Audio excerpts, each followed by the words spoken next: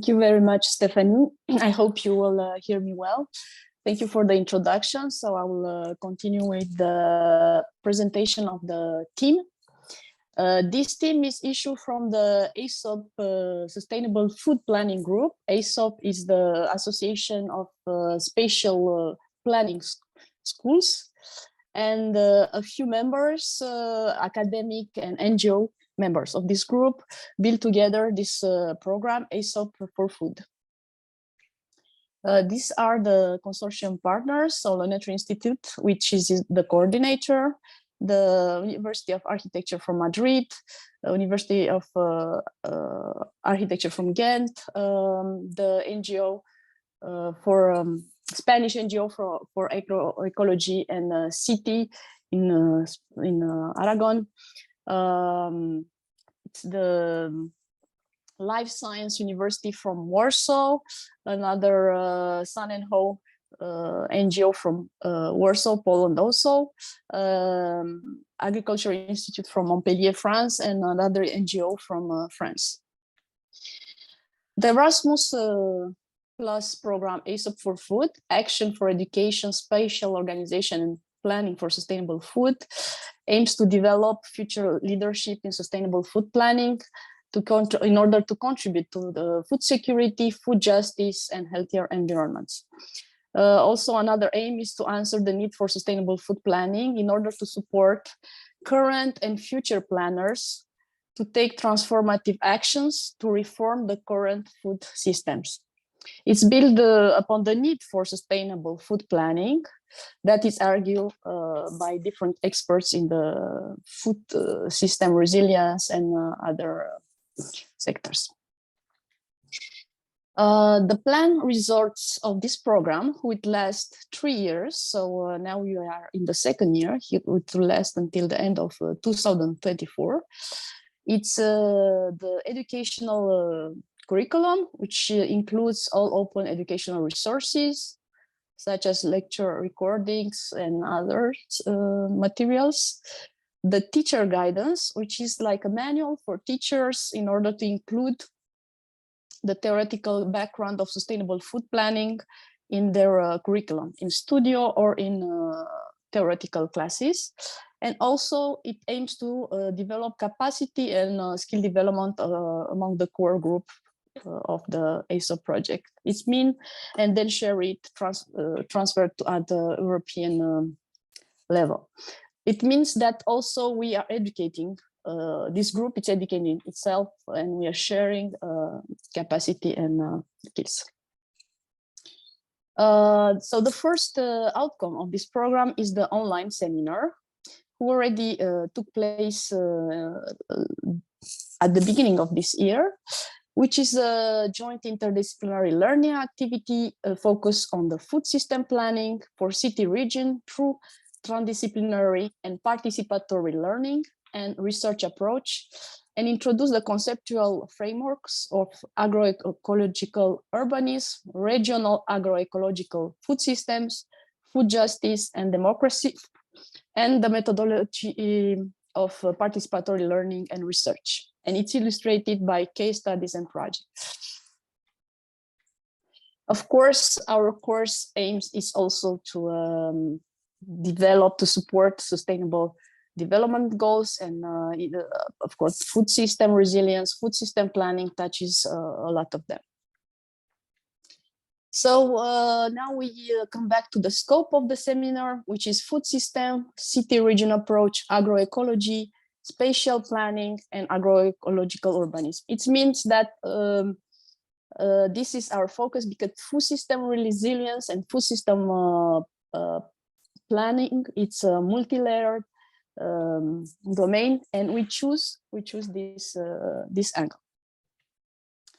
So maybe in order to have a simple definition of the food system for those of you who are not expert or have studied in the domain, the food system, it means all the processes from production to food waste management regarding food, and it can be scale from the world level to the local level to the individual level. and had also a lot of conditions like environmental, social, political, and economic.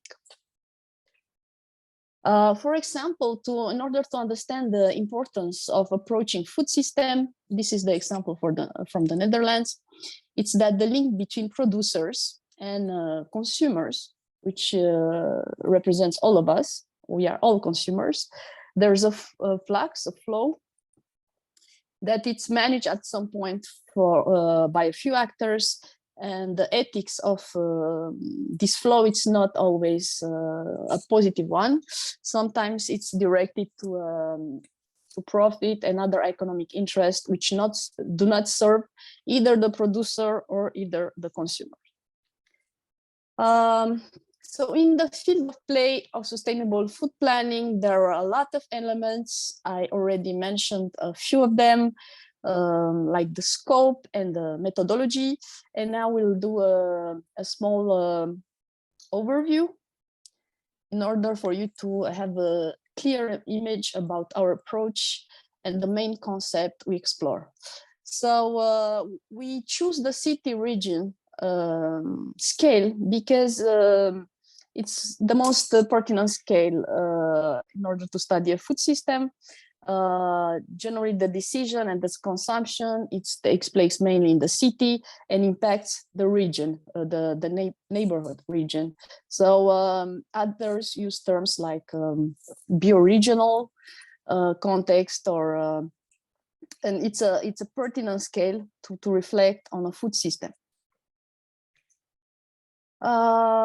And now we'll explore a bit the concept. I detail a bit for those of you who are not studying or expert on the subject. Food democracy, it's how actors may regain democratic control over the food system, enabling its sustainable transformation. And I hope that the scheme I showed before was pretty pertinent in sustaining this point. Food justice is allowing all kind of processes, from land access, from ensuring soil and quality of soil quality and water quality, the right of fair pay of farmers, and other issue. So the agroecology, I think it's a term you surely know. It's the application of ecological principle to the study, design, and management of agroecosystems. And it had been embraced by the International Food Sovereignty Movement and the Nyeleni Declaration, or the Declaration of International Forum of Agroecology, are important steps. Now, agroecological urbanism.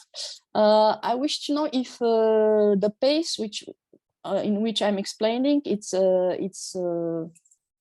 correct. If I hope I'm not too much in a hurry. You please let me know if there's too much information. I'm going too fast. So the agroecological urbanism calls for thinking the urban side of the food system, how to unlock mechanisms and shape new economical, political, and cultural forces to reconfigure the agri-food system from inside the city, since the city is a major actor in the food system and dominates. Because urbanism is entitled to ease the adaptation of urban metabolism to local resources, entails changing behavioral patterns. The globalization changed a bit this ratio, and we need to localize food system and to create a much more balanced relation between the city and the resources it consumes from the region next. Our neighborhoods being transformed into living labs, it means in order to have democratic processes at the scale of the neighborhoods, there should be sort of collaboration, co-designing decision on their own manner of living and their own impact on the food system. These are the values of the agroecological urbanism, environmental, economical, and social cultural. Now the learning concept. So we choose participatory action learning method and living lab method. Participatory action research, it means that it's a very flexible model. We engage in the real world, we define issue, plan, intervene, analyze, and then again we prototype the intervention, and the cycle is continuous until we find an adaptive solution. So it's not a rigid and stable solution. It's an ongoing process of prototyping solution for a specific context. Why this approach? Because it allows rational pragmatics of problem solving. It's focused on awareness building and transformative learning, and allows critical emancipatory struggle for greater social justice. Also, it's a form of cooperative inquiry, and it allows also critical subjectivity. It means that the individual, it's an active actor in the process, and it has its own critical view. Also, this approach is transformative. So, as I said, it's always fluid and it transforms. It's collaborative, implies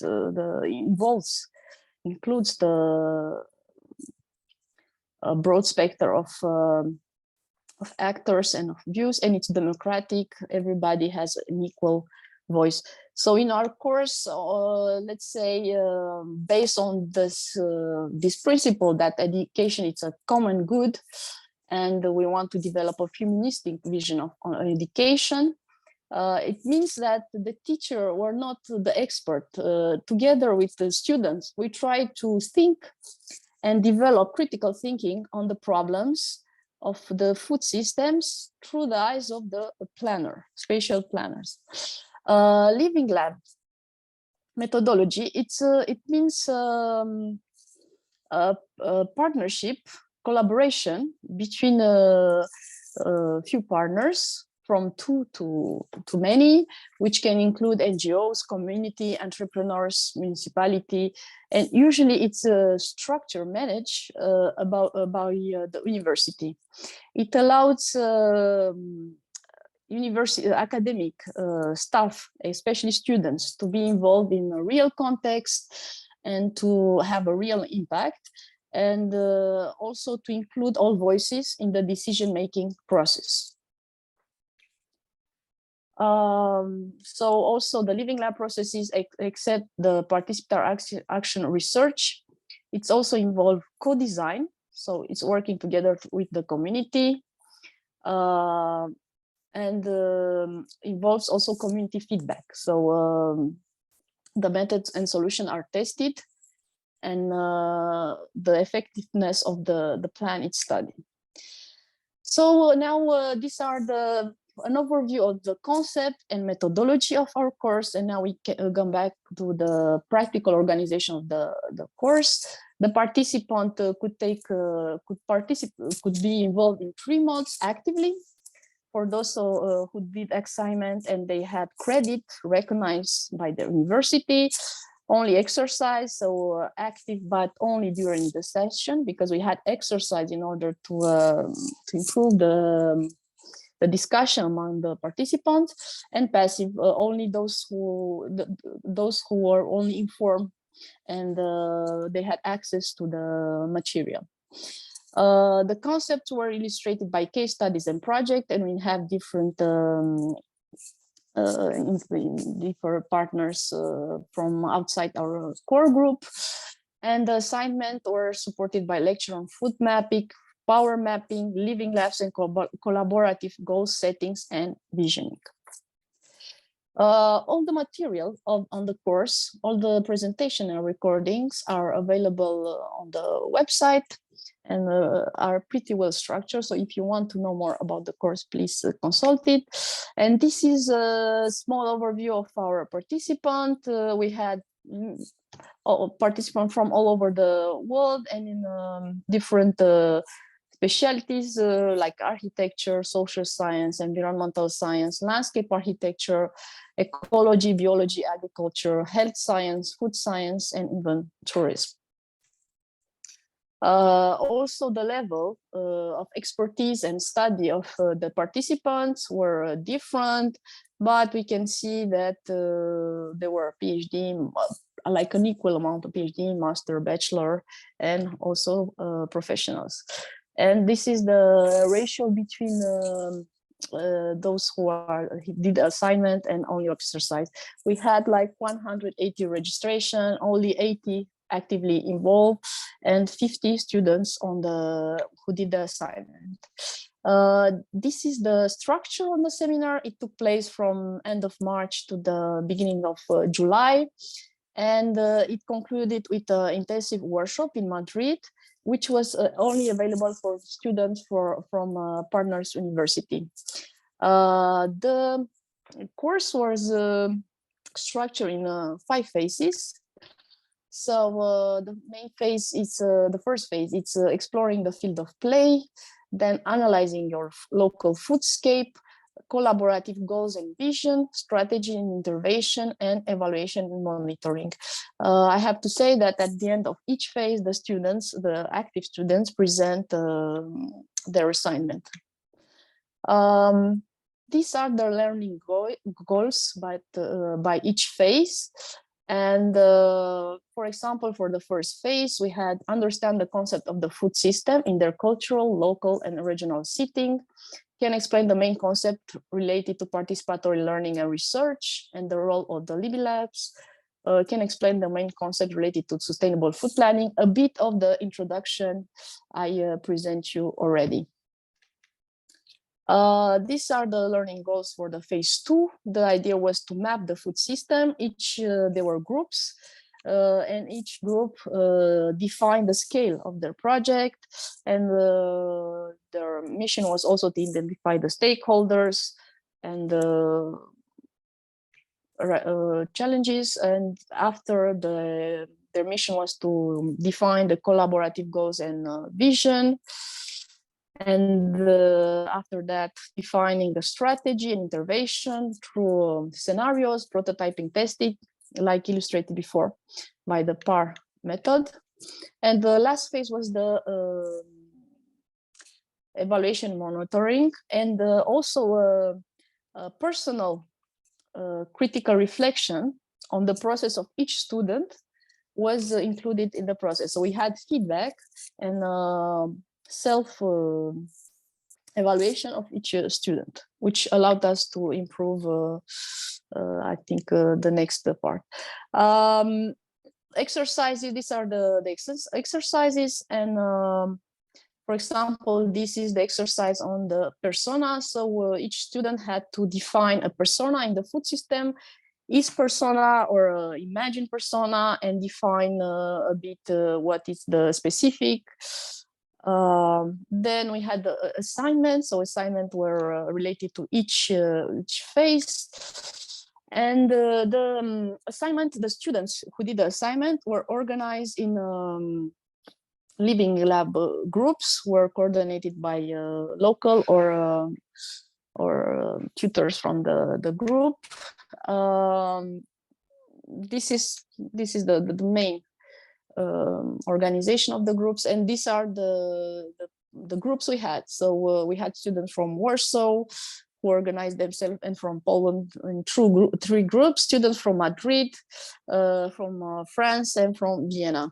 The last 3 groups were included also remote students, and so the students work in team of 6 to 8 students, and some of them were remote, and it was a challenge to tutor them, but we managed to have some interesting result.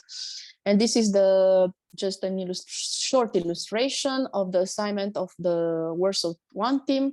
They focus on the urban garden of the NGO involved, and they try to ameliorate to improve the composting quality. How to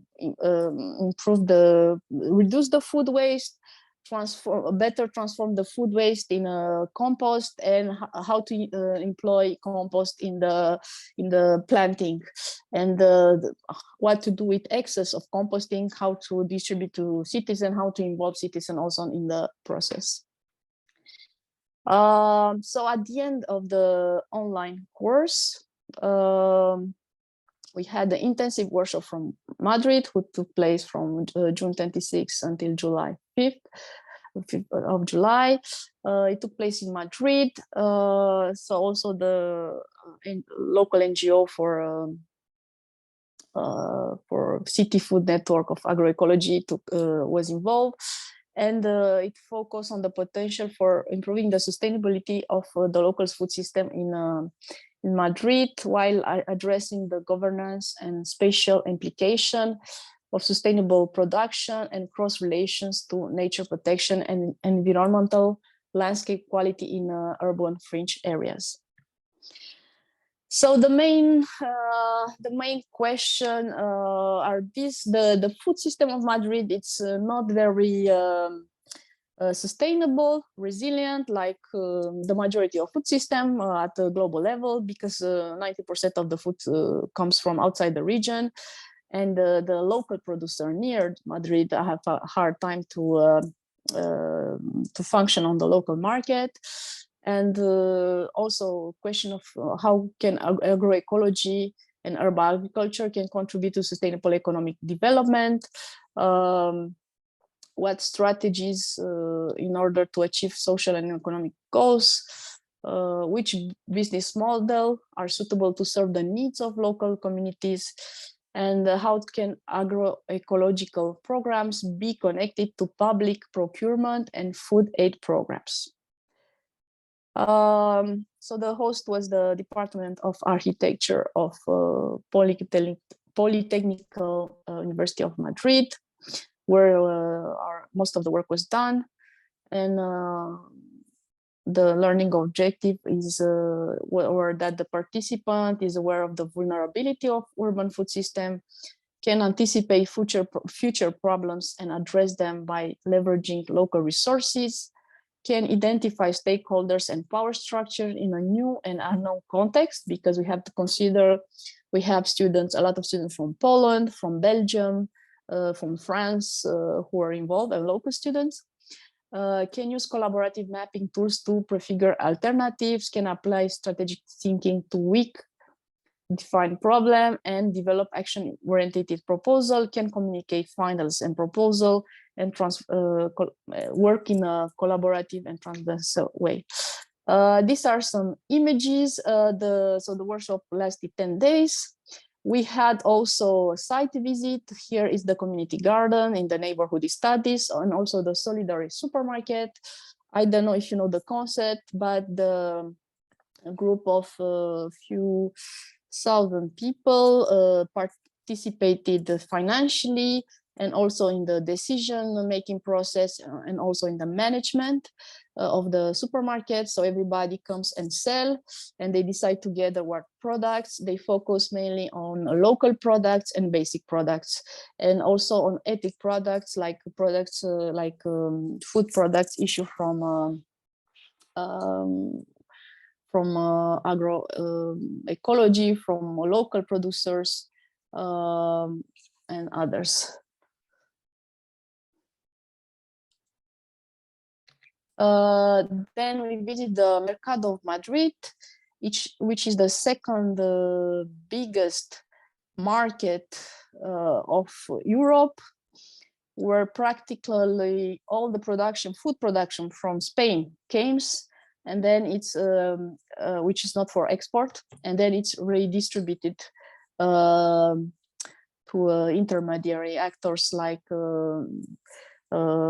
sellers in the markets, restaurants, canteens, and others. And we discussed and we saw that it's mainly agribusiness orientated, and that local and organic production has a very small place in it. And then we visit Kilometro Zero, which is it's an association of local organic farmers who had difficulty of distributing their products in Madrid. So they rented and equipped a space in order for them and other local farmers to be able to stock their products in the city and distribute them. It's also a solidary project, so there's no how do you say, the economic interest is to make the project viable and to help producers, is not to make profit.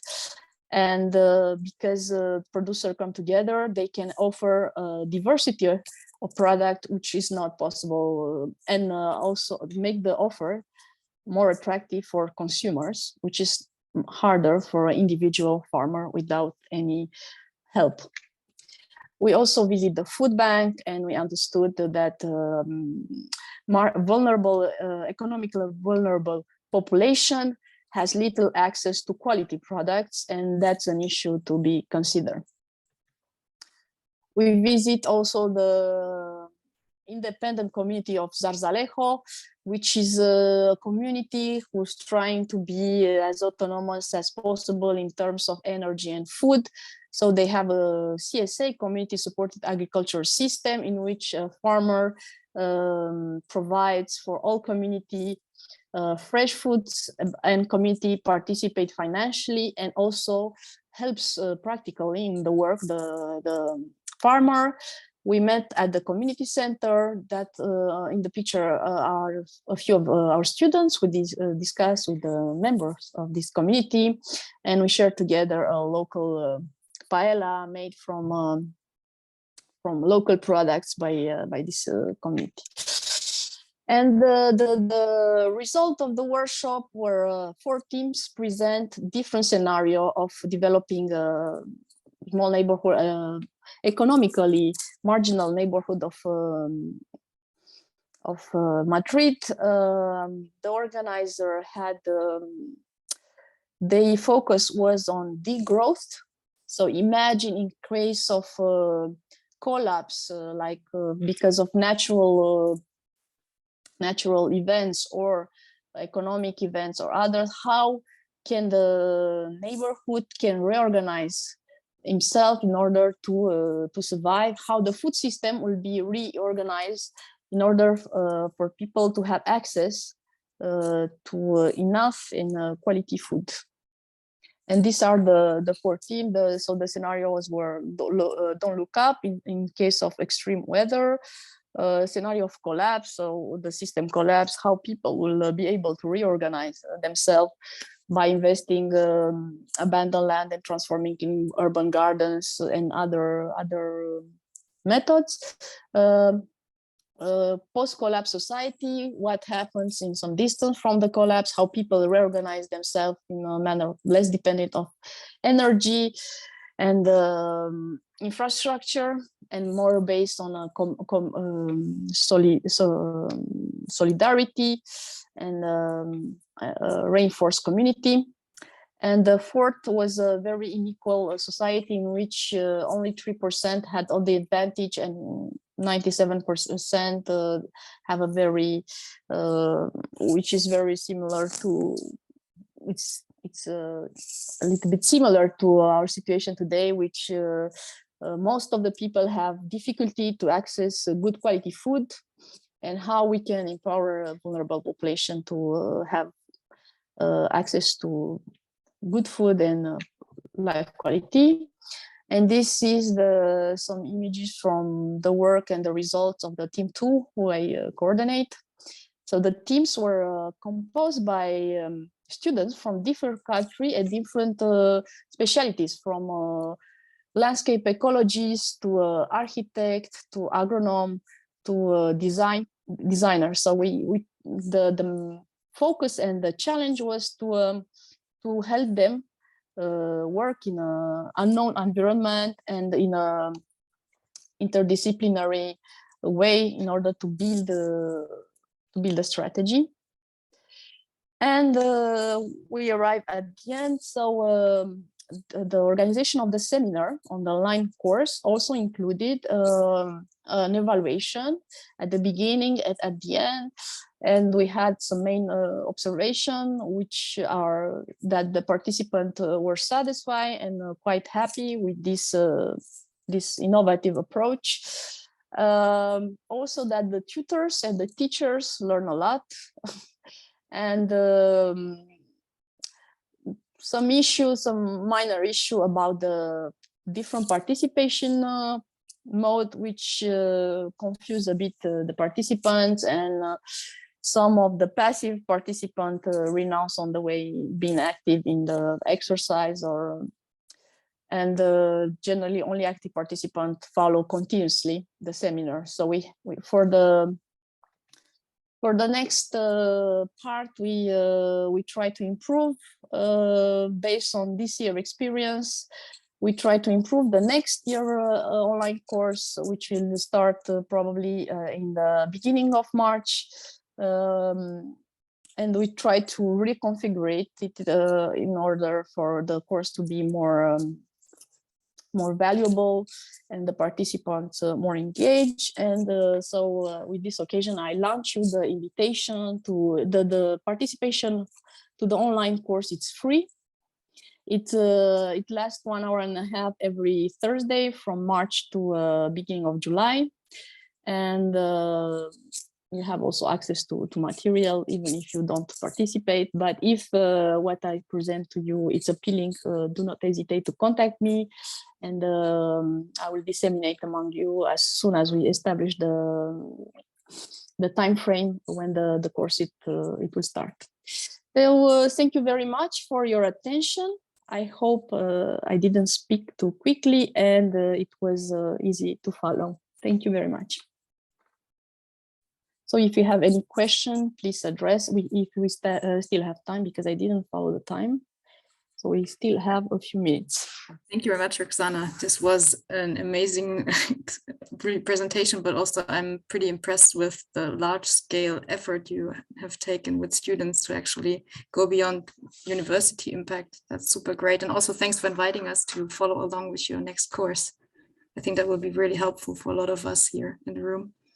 And I would be happy. I'm happy to offer this opportunity, yes, to everybody, and because together we'll build a more sustainable food system. We need all of us to be involved in order to change things. Sorry. Right. And as Roxana said, we now have some time left to have questions. I think we have 5, 6, 8 more minutes at least.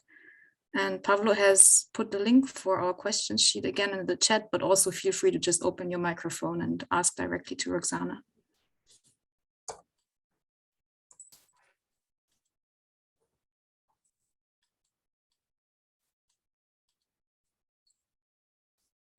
And in the meantime, I could ask a question that came to my mind, if you don't mind. I just wondered, like, in your living lab approach and participatory approach, if you came across any specific tools that were particularly helpful to engage the people in developing projects. So for example, if we were to go back to our community and it depends. There are 2 different aspects. The online course, we had online tools, we had Padlet and murals, an exercise that and breakout rooms that permit people to work together in a smaller group, like 5 or 6, and communicate between them in the learning process.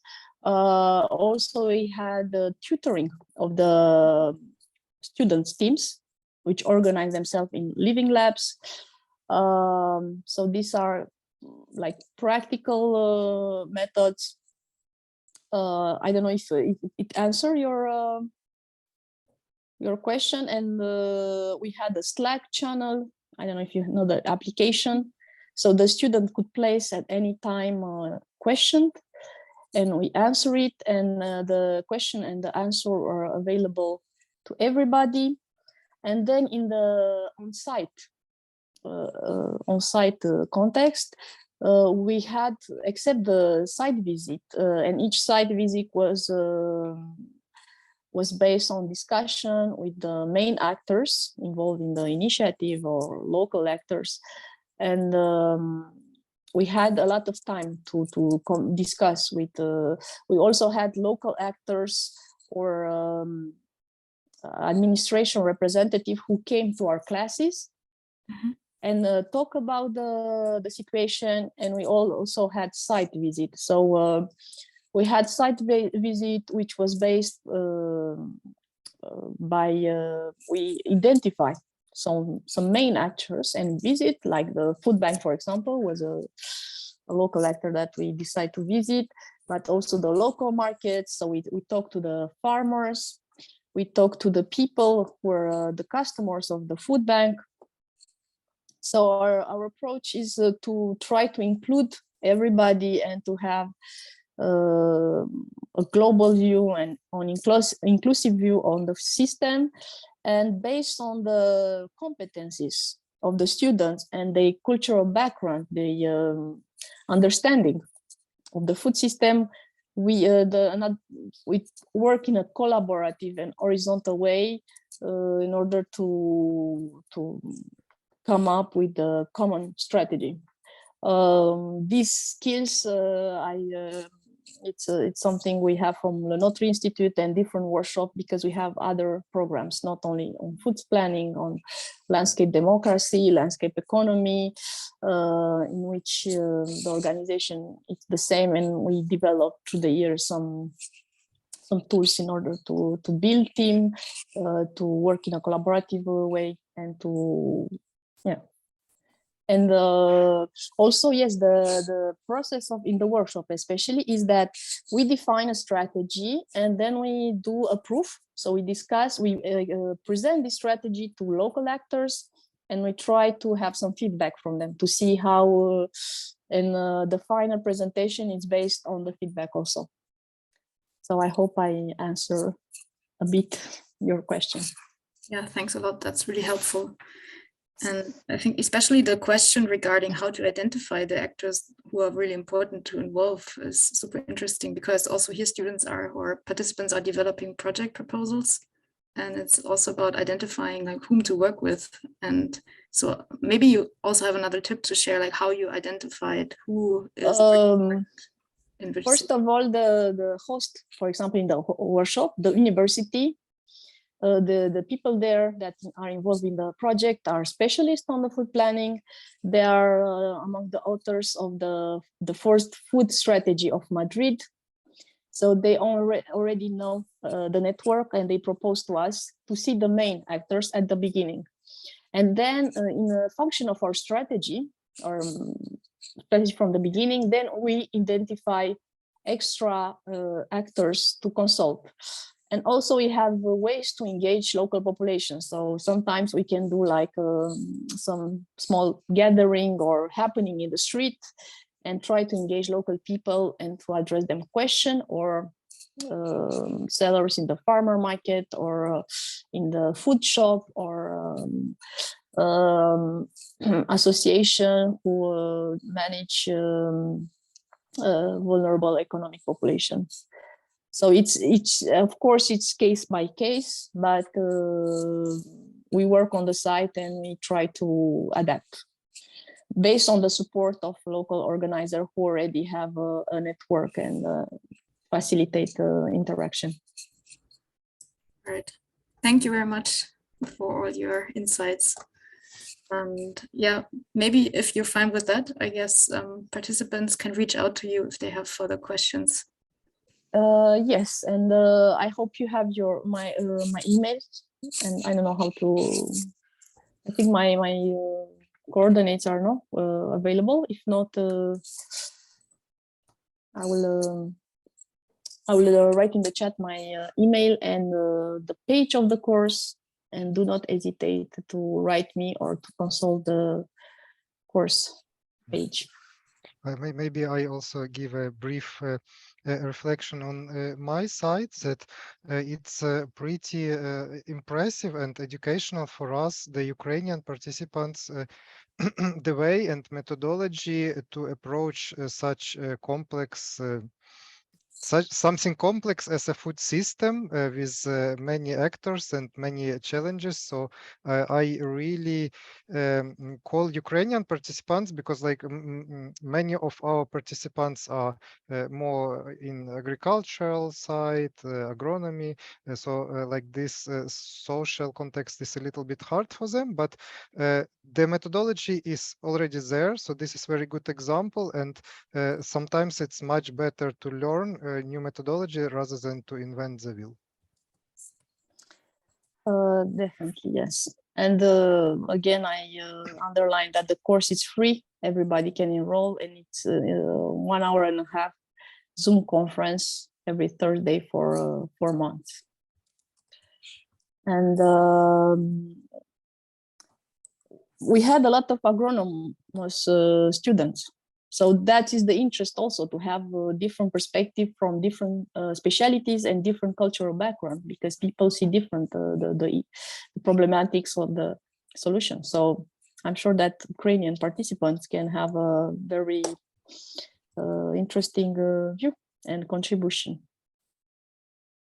to our project.